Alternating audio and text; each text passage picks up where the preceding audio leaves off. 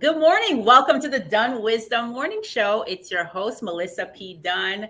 Listen, we have had a little bit of technical difficulties this morning, but the devil is a lie. And thank you so much for riding with us. My name again is Melissa P. Dunn. I am the CEO of MD Marketing Network and the founder of this Dunn Wisdom movement, where we love to introduce you to leaders in the community and entrepreneurs who are not only getting it done, but doing so with great success, ease, and grace. Today, we're doing something a little bit differently. We are talking about dating over 40. Why? Because I'm over 40 and I'm looking to start dating. So I am bringing in some experts, some individuals that are not only leaders in their own space, but also authors. I'm going to say that again, published authors and experts. So I'm going to bring them in one at a time and I'm going to ask them to introduce themselves. I'm going to start with our local Lauderhill queen, the CEO and founder of Her Power Space and Her Power Space 2, Miss Michelle Talbot. Hey, Michelle, welcome to the show. Thank you so much, Melissa. I'm so happy to be here on Dunn Wisdom Morning Show. I am so glad to be here. Thank you. Yes, so powerful. I love having a conversation with you, Michelle. Tell me a little bit about yourself. Absolutely. Actually, I am twice divorced. And after the Me end of my too. I'm twice divorced too. I had no idea. See, these are the things we don't talk about. I'm glad you're hosting this. So for me, after I left my second marriage, I was like, what the heck? I started dating online and we'll unfold how that went, but ended up writing a book with a guy after we broke up about how to online date after 40, after divorce. And then now I'm here in Lauderhill at Her Power Space. And I always say I empower women or give women the tools to empower them from the bedroom to the boardroom. And that's really what it's all about. So I'm a little frazzled. I'm sorry. I'm going to have some more sips of It's coffee. all good. Keep drinking that coffee, girl. And so now I'm going to add Ricardo to the mix. Ricardo is an author and an actor. Wait, hold up. Did I hear that correctly? Y'all co-wrote the book You Used to Date? Yeah, we actually used to date. There's the book right there. That was the book that we wrote over a decade ago. Oh, wait, we're going to deep dive into that in a minute. But before we do, Ricardo, tell us a little bit about yourself. So I'm a native Washingtonian, born and raised in D.C., was a D.C. firefighter for 30 years, just retired in September of 2021, pursuing my passion, which is my acting. Been doing pretty good with that. And my dating life is, I have been married 3 times. So I got you guys beat by 1. But I get it. Dating is it's rough out here. But it's okay. All right, listen, we're gonna talk about it. Let me bring in our other guest, Miss Anne-Marie Sorrel, who is doing the thing in South Florida. Hey, Anne-Marie. Hey, Melissa. Hey, everyone. Hey, Anne-Marie. So, Anne-Marie, tell us a little bit about you. Well, I am the president and CEO of the Mosaic Group, an advertising and marketing agency here in South Florida. Also the founder of Cannabisiac, which is a cannabis education, consulting, and training firm for entrepreneurs. And I'm the author of Chronicles of a Serial Dater and co-author of No Glory Without a Story. And I'm also an elected official where I serve as supervisor for Palm Beach Soil and Water Conservation District. Dating and relationships is one of my favorite topics. I wrote a whole book about it, so definitely ready to dive in. I have never been married, so I'm the loner out here who has not experienced the nuptials. So yeah, ready to get started the conversation. I can tell this is going to be a really powerful conversation already. So why don't we start with you, Mr. Ricardo? Married 3 times and out there dating. You say it's rough. What are you learning? I'm learning that. So I just recently, well, not recently, 2020 was divorced. Started dating afterwards, but not looking to rush into anything. So me being honest about dating people and what I was looking for, I'm starting to find out that like that goes out of the window. If you're consistent and you're doing things like relationship things with someone else, it seems like they start to think that it's going to be more than it is. But I'm trying to be honest, and I'm trying to tell people that I'm not looking to just jump into anything. I'm open to the possibilities. You already know, Michelle. I'm always open to the possibilities, but I'm not trying to rush into anything. Wow, I get it. Honesty is king. What about you, Michelle? Was he honest when y'all were dating? I'm just asking. That's what's interesting. Neither one of us were. That's what happened, right? So we met maybe a year after 2 years after, and we met online. And I said, I want to keep it light. I don't want anything serious. I'm just chilling. I'm doing me. And he was like, I want a relationship, right? Yeah, we were both lying to ourselves and each other, right? And that was part of the process, was trying to understand, do I really just want to play? Because then he gave the boyfriend experience and I was like, oh, this could be fun. This could be great, right? I could get comfortable here. And he was like, but that's what I'm supposed to tell women when I meet them, is that I do want a relationship so they can open up to me, and I don't even know that it was necessarily conscious, but we've learned so much through that process and being friends afterward. We're best friends, so that's a big part of it. So the roles pretty much reversed once we figured out like what was really going on, and then but we're best of friends. Now, that's my bestie right there. That's my homie right there. What about you, Emery? What's been your experience? Both. We already had this conversation. And I say that because, I'm very straight up about what I want, especially at this stage in life. Like I want commitment, No, it doesn't have to be right away. Yes, we need to get to know each other, etc. That's what I want to be the end goal. That's my intention. And then I meet guys who are kind of like Ricardo, like, well, I just want companionship, or, I want, good I want company, but I don't want a relationship. I just want company, or I want to do relationship things, but I don't want the commitment. I don't want the relationship. I don't. And then it's like, okay, well, how long are we supposed to do that for? And what answer do you get when you ask that? It becomes, well, I don't want to rush, and I don't want, and it's like, well, nobody's rushing, but they're, I live a life of, or at least I try to live a life of intention and having a intent of where I'm going, but some people don't see it that way. And I would say it's probably more common than before, where I think because everyone has more options, they can go online, they don't have to commit. There's a lot of single folks out there, a lot of folks who are having different types of dating lifestyles. It's no longer just traditional boy meets girl, boy likes girl, and it's the end of the story. It's a different world out here now. Yeah, I get it. And for me, it's particularly challenging because I'm in this new role now. I'm vice mayor of a city, and I can't be all out in the streets. So I'm finding it a little bit challenging. In addition to the fact that I do want to be in a committed relationship, like how do you play the dating game when you've got to be a little bit on the conservative side? You asking me that? I'm asking both of y'all. Like, I want to know your opinion, Emery. And Ricardo, I want to get your spin on it too.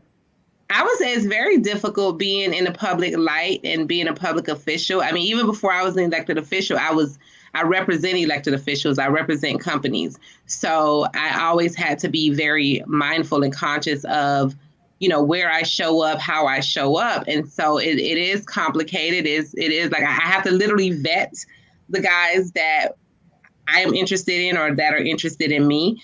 And I don't make my relationships public until it's like we about to get married. So you probably will never see who I'm dating for real, on, in any public venue until it's like literally a serious committed relationship. So it is very hard. I have to pick and choose what dating websites I'm on. how I show up on those websites, it's a lot. It's more complicated. And then when people approach you, now if they do know who you are, now it's like, what is their intention? What's their motive? Especially like, at least I don't vote on things as an elected official, but you have an actual policy role. So it makes it even more complicated because you don't know what folks are coming to you for. Yeah, that's true. And I have to tell you, I'm just not playing the game, but I should, right? I want to. What kind of advice do you guys have on that tip, Ricardo and Michelle? So yeah, my advice would be keep it light until it gets heavy, but just sit back and you don't have to jump into anything. Nothing has to be public, and just do your thing until you feel like it's the right time to move forward. I mean, it's a tough thing. It's a tough thing, and I understand you being in the public. Yeah, you can't just jump out there and go and do whatever with anybody and be out about. So keep it light until it's happening. So for me, I think you don't even have to be an elected official to run into these issues, right? I was a corporate attorney. When we were dating, I was a corporate attorney, and I did not post until I did start posting it, right? But in terms of, dating, it was really important for me to keep my professional and personal lives separate until I decided, I am going public with the dating piece. But for the average person, the average man or woman who is working and does not want to mix their business with their pleasure, I think it's completely fine to ensure that you keep those boundaries up. And social media is just not the place for relationship development in any way, shape, or form. No one knows who I've been dating in the past decade or more, because I think that it just adds a layer of complexity that you just really can't control. And I think it's really important for a relationship to be successful that there be a control, trust, and ability to bond together before you know what it really is to go public, if you ever even go public. Yeah, that makes a lot of sense to me. And I actually thought about getting on the dating website, but I've been like, I don't know. I'm old school, right? I want to come over to your house for dinner, Michelle, and then you introduce me to somebody. I understand. Super old school. Or meet at the grocery store or something like that. Or at church or something like that. There you go. But I mean, does that happen? Does it happen like that anymore? Or do we all? It does. It definitely does. Perhaps a part of the game now. You have to do it. It definitely, you can meet someone anywhere. And like myself and Michelle used to say all the time that there's opportunities everywhere. There's opportunities on any social media is an opportunity to meet somebody. You can be on LinkedIn and meet somebody. But the organic thing is and the best thing to me is to meet somebody at the grocery store, just run in, bump into a person and feel that spark off the, immediately. Yeah, I agree. Anne-Marie, tell us a little bit about your book. So my book, which I have a copy here, Chronicles of a Serial Dater. Hold up the brand. That's right.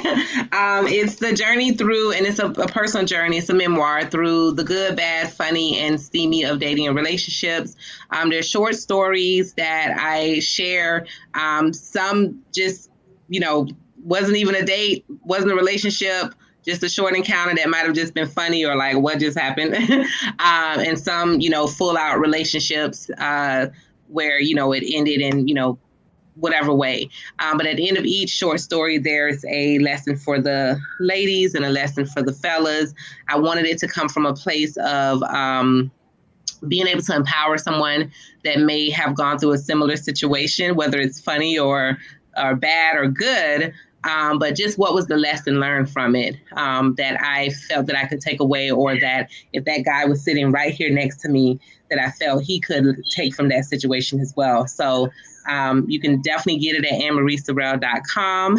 It's also on Audible and Kindle. But yeah, it's a quick read, and I've gotten great reviews about it, and I invite you to check it out.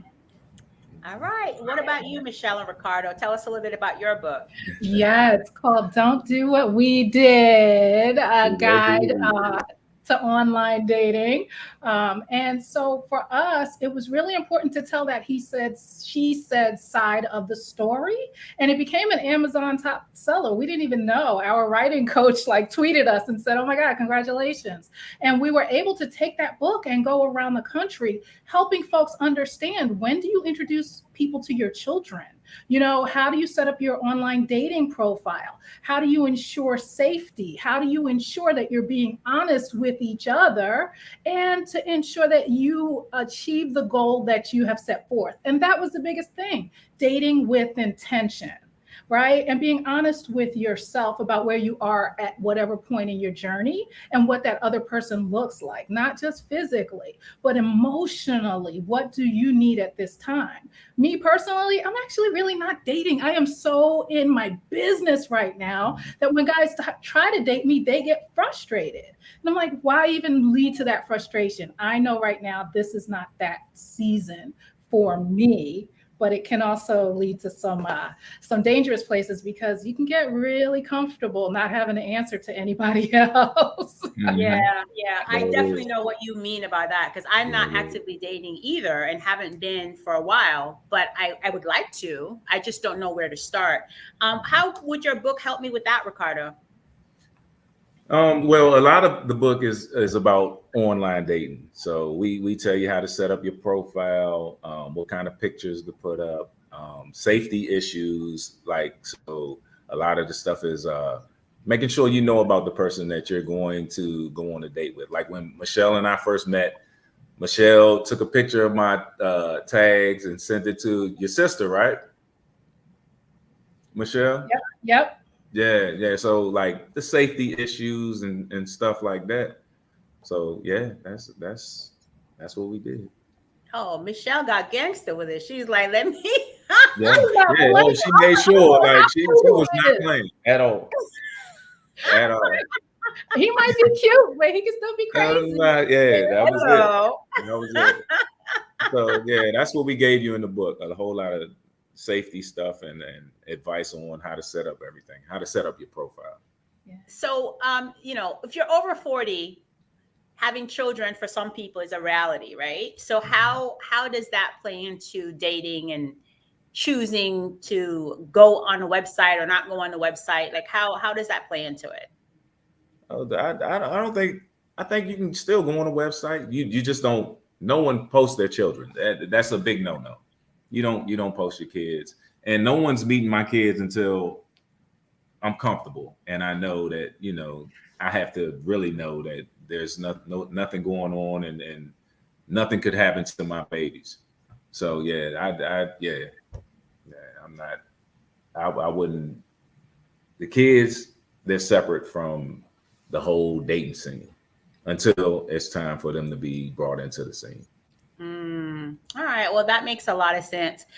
So Anne-Marie, what's next for you on this dating scene? Do you anticipate something permanent or wedding bells anytime soon? Or are you still just having fun trying to find the right guy? I'm still keeping my options open. So I'm still keeping my options open. I think, one of the things, especially I'm a recent, I just turned 42. So I'm still in that era where, I don't have any kids, but I'm still exploring that option.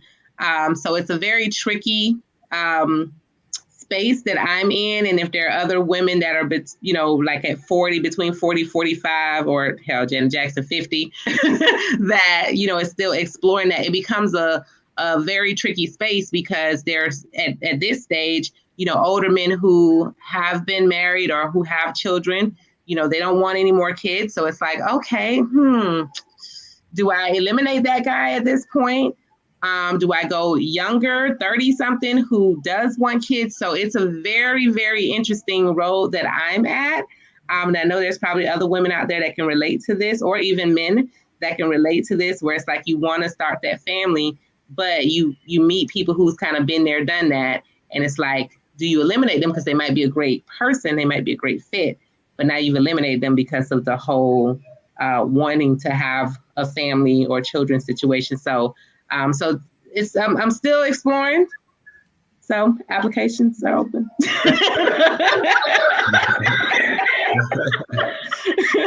love that applications are open. What about you, Ricardo? Where are you at this moment in your dating life?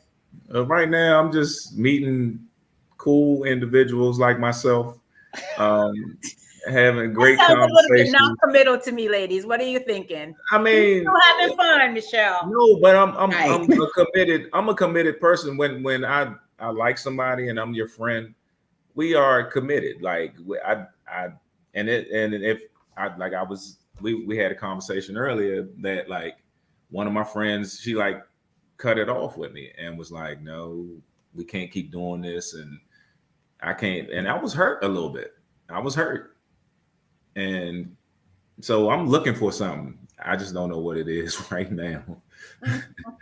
But it'll happen. It'll happen when it's supposed to happen. In due time. I do believe in God's divine timing. And so, Michelle, I know you said that you're all into her power space and her power space too.